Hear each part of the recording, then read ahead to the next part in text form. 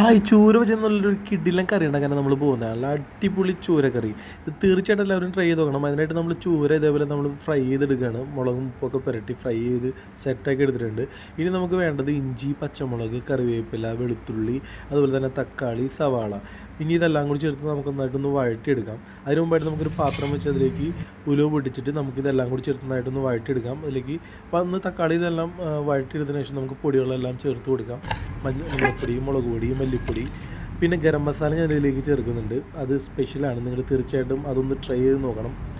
നമുക്കിനി പൊറോട്ട എടുത്തിട്ടുള്ളത്, പൊറോട്ട നമ്മുടെ കറിയും കൂടി ചേർത്ത് കഴിക്കുകയാണ്. സംഭവം അടിപൊളി കറി എന്ന് വെച്ചാൽ അടിപൊളി കറിയാണ്. ഞാൻ കുടംപൊടി ചേർത്തിട്ടുണ്ട് കറിയിൽ, അതുപോലെ തന്നെ ഗരം മസാല ചേർത്തിട്ടുണ്ട് പൊടിയിൽ. ഓക്കെ, അപ്പോൾ ഞാനൊന്ന് കഴിച്ചു നോക്കുകയാണ്.